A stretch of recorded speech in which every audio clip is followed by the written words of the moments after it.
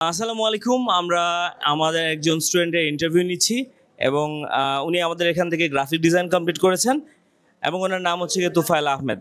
তো আমরা ওনার কাছে সরাসরি প্রশ্নে চলে যাব।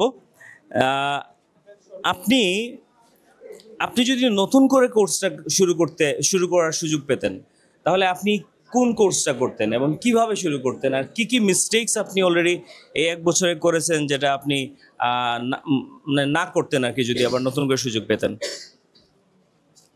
আসসালামু আলাইকুম। আমি কথা বলছি এমডি তুফাইল আহমেদ। আমি একজন প্রফেশনাল গ্রাফিক ডিজাইনার। জাস্ট আজকেই আমরা সার্টিফিকেট পেলাম।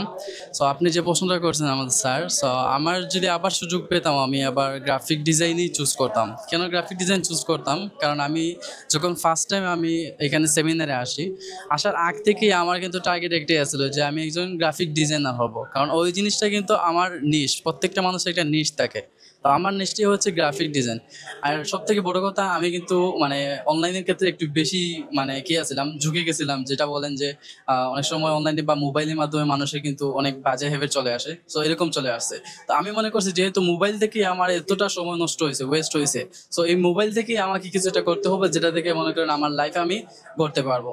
সেই টার্গেট থেকে আমি গ্রাফিক ডিজাইন সম্পর্কে জানাশোনা, তারপরে টাইম সিটি সম্পর্কে জানা এন্ড গ্রাফিক ডিজাইনে আসা। আর আবার যদি চান্স পাই আমি অবশ্যই গ্রাফিক ডিজাইন চুজ করব। আর যে জিনিসগুলো মনে করেন আমি শুধরাতে চাইবো সেটা হলো, প্রথম থেকে মনে করেন আমরা মনে করছি যে আমরা তো আসছি এখানে শিখছি, ডলার পেয়ে যাবো, এই সেই এগুলা এগুলা টার্গেট করবো না।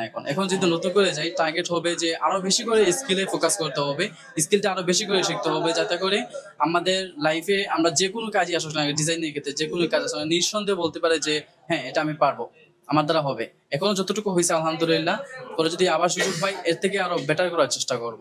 এটাই হবে টার্গেট ইনশাআল্লাহ। Thank you very much for your interview.